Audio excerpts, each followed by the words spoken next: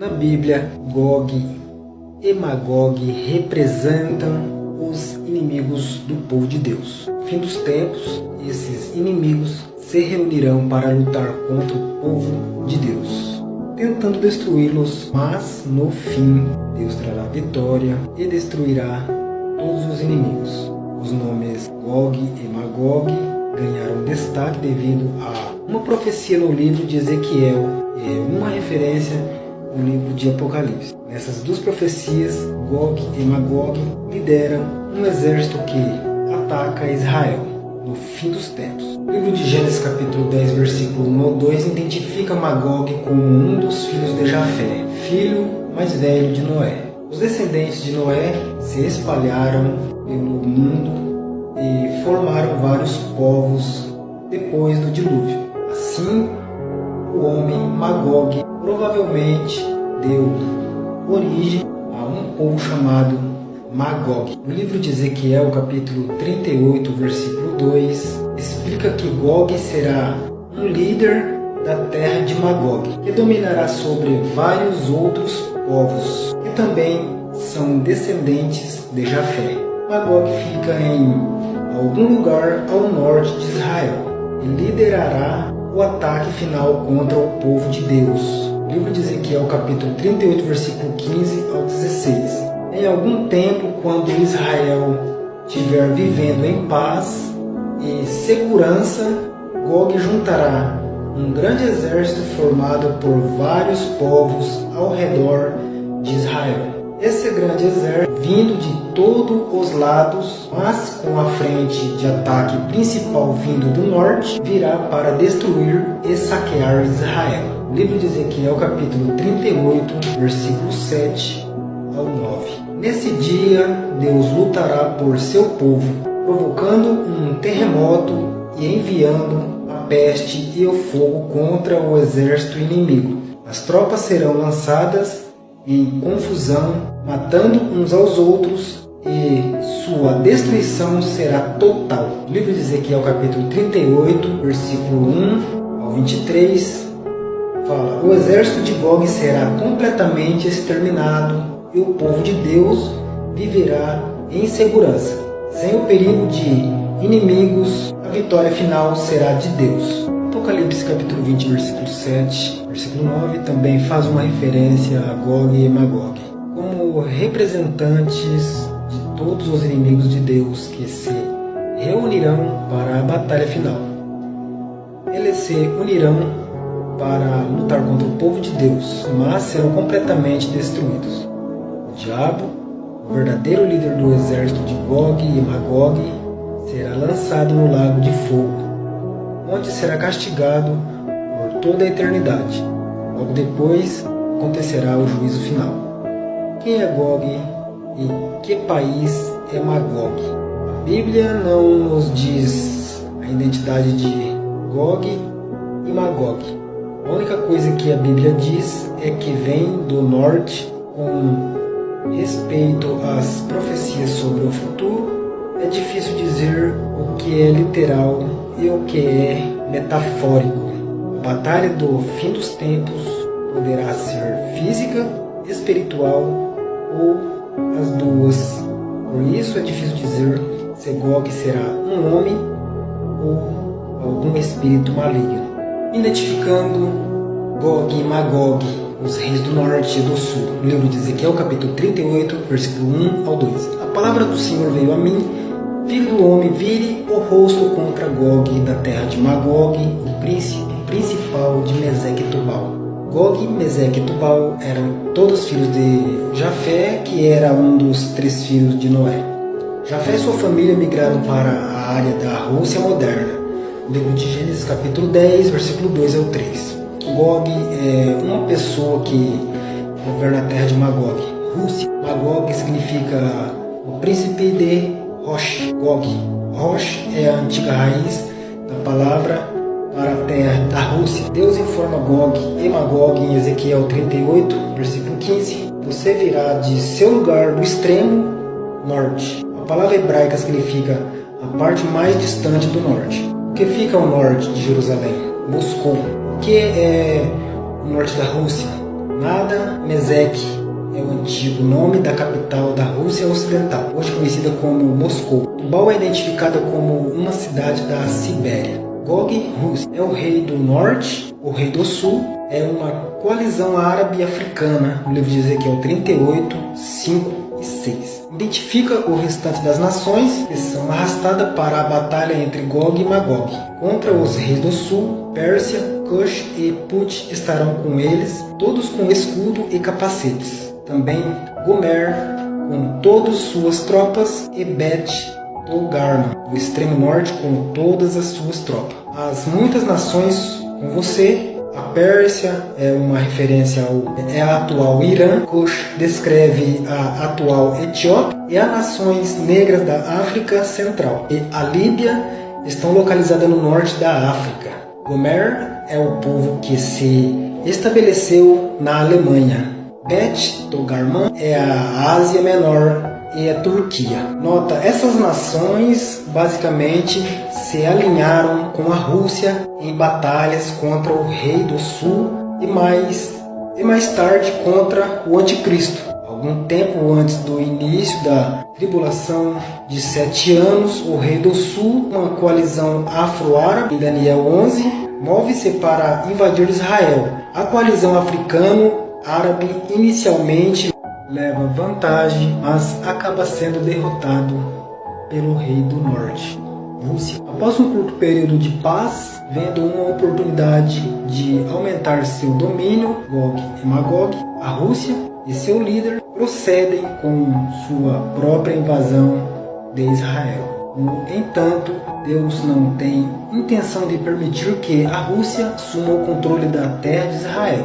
O anticristo interceptará Gog e Magog e os derrota. Observe que 2 batalhas são descritas aqui, separadas por pelo menos 2.500 anos. Gog e Magog na Bíblia, no livro de Ezequiel, capítulo 38, versículo 39, fala: "E o que é conhecido na hermenêutica bíblica, interpretação como um duplo cumprimento. A primeira batalha são as manobras das nações durante o tempo de Ezequiel. Os eventos da primeira batalha prenunciam a segunda batalha, descrevendo os mesmos movimentos preditos por Ezequiel que ocorreram nos últimos dias, pouco antes do início da tribulação de 7 anos. Falando com hipérbole, uma ferramenta literária que exagera para enfatizar. Deus descreve os eventos devastadores da batalha entre Magog. Gog é o anticristo. O livro de Ezequiel, capítulo 38, versículo 1 ao 4, diz: "Assim diz o soberano Senhor, eu estou contra você, Gog, principal de Meseque e Tubal. Vou virar você, colocar ganchos em suas mandíbulas e trazê-lo para fora com todo o seu exército." No livro de Ezequiel, capítulo 38, versículo 17 ao 22, fala: "Naquele tempo isso é o que acontecerá naquele dia. Quando Gog atacar a terra de Israel, minha ira será despertada, e meu zelo e ira ardente. Executarei juízo sobre ele com peste e derramamento de sangue." O livro de Ezequiel, capítulo 38, versículo 22, 39 e 11, fala: "Despejarei torrentes de chuva, granizo e enxofre ardente sobre ele e suas tropas. Os peixes do mar, as aves dos céus e pedaços do campo, toda criatura e todos os povos da face da terra tremerão diante dele. Vou derramar torrente de chuva, granizo e enxofre ardente sobre ele e suas tropas. Naquele dia darei a Gog o local de sepultura no vale daqueles que viajam para o leste em direção ao mar. Bloqueará o caminho dos viajantes, porque Gog e todas as suas hordas serão enterrados lá. Por isso será chamado de Vale de Ramã Gog." Vemos nesse versículo que parece descrever um holocausto nuclear. Fogo e enxofre cai do céu a terra treme, os rostos dos soldados invasores derretem como cera quente. Israel leva 7 anos para descontaminar a terra. O enterro de homens e mulheres contaminados pela radiação fere ainda mais. Milhares de soldados invasores jazem insepultos, Deus enviados do céu para arrancar a carne de seus corpos. Livro de Ezequiel, capítulo 38, versículo 14 e 39, versículo 1, versículo 7. Isso soa exatamente como a terrível festa de Deus em Apocalipse 19, na batalha do Armagedon. Novamente, esta passagem é um cumprimento duplo dos dias de Ezequiel até a chegada dos romanos em 70 depois de Cristo. Israel foi dizimado por nações após nações, cumprindo assim a profecia de Ezequiel a respeito da futura dizimação de Israel. Então, reconhecemos que as passagens acima são paralelas ao livro do Apocalipse e aos horrores do Armagedon. Agora entendemos que essas passagens não são mais hiperbólicas. Este é o segundo cumprimento da profecia de Ezequiel. As passagens mencionadas anteriormente são palavras literais que descrevem os horríveis eventos dos últimos dias. Enquanto a Rússia é destruída pelo Anticristo pouco antes do início da tribulação de 7 anos. Gog e Magog se rearmarão e participarão da guerra do Armagedon. Como resultado da guerra entre o Rei do Norte e o Anticristo, Israel está disposto a assinar um tratado de paz de 7 anos com o Anticristo, para protegê-los de outras invasões.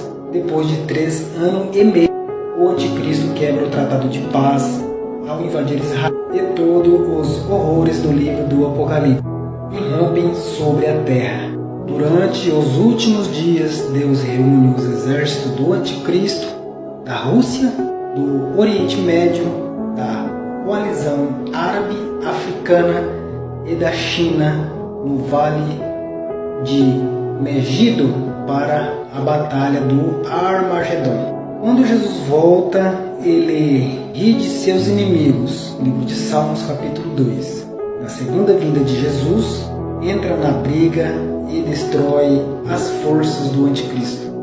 O rei do Oriente e o rei do Norte, conforme registrado em Zacarias, capítulo 14, versículo 12 ao 13, fala: esta é a praga com que o Senhor ferirá todas as nações que lutaram contra Jerusalém. Sua carne apodrecerá enquanto eles ainda estiverem de pé. Seus olhos apodrecerão em suas órbitas e suas línguas apodrecerão em suas bocas. Naquele dia as pessoas serão atingidas pelo Senhor com grande pânico. Eles vão agarrar uns aos outros pelas mãos e atacar uns aos outros. Por centenas de anos, os estudiosos da profecia bíblica se perguntam que tipo de praga poderia produzir tal devastação instantânea dos humanos. Até o advento da bomba atômica, tal coisa não era humanamente possível. Mas agora, tudo o que Zacarias previu pode se tornar realidade instantaneamente, em uma troca termonuclear.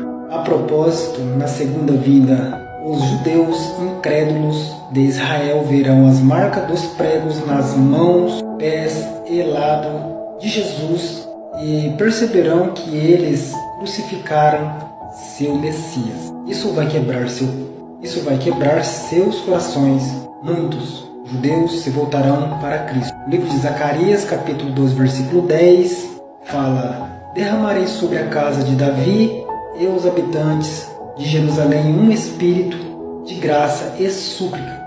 Eles olharão para mim, aquele que passaram e o lamentaram como quem pranteia por um filho único. O lamentarão amargamente como quem planteia por um filho primogênito.